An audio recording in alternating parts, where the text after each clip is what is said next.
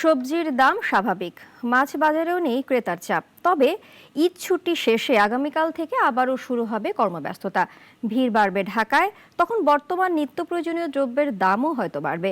ঈদ ছুটির শেষ দিনের বাজার পরিস্থিতির খবর জানাচ্ছেন সানি আহমেদ।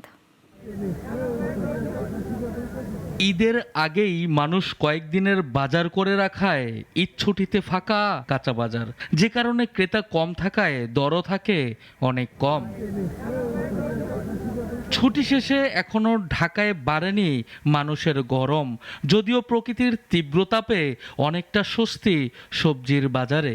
ঈদের পরে এসে বাজার খুব কম ছিল, দুদিন ধরে খুব কম ছিল, এই কালকে তো আবার বাড়ছে। সারের দাম বেশি, ওষুধের দাম বেশি, ঢাকা শহর মাল গাড়িতে আইতে গাড়ির ক্যারিং খরচ বেশি, দাম তো হিসাবে বেশি না, কমে আছে। কাস্টমারের যে আপনার গ্যাদারিংটা ওটা ওইভাবে হয়নি, বাট আনফর্চুনেটলি প্রাইস যে আমরা এক্সপেক্ট করেছিলাম যে একটু ডাউনওয়ার্ডসে যাবে, অতটা নিচেও নাই। সবজির দাম বর্তমান বাজার সবজির দাম কম হওয়ার কারণে একটাই লোক সংখ্যা কম থাকার লোক, এই কারণে দাম কম।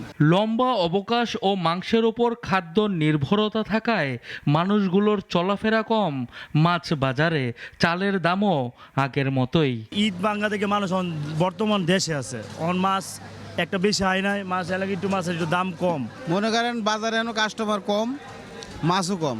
মাছের দাম আপনি যেখানে যান না কেন, আপনার 400 টাকার নিচে কোনো মাছ নাই, আপনি যেখানে দেখেন না কেন। চালের বাজারটা এখনো আগে স্থিরে আছে, বাড়ও না কমও না। লম্বা ছুটি শেষে আবারও কর্মস্থলে যোগ দিতে প্রস্তুতি নিচ্ছেন সাধারণ মানুষ।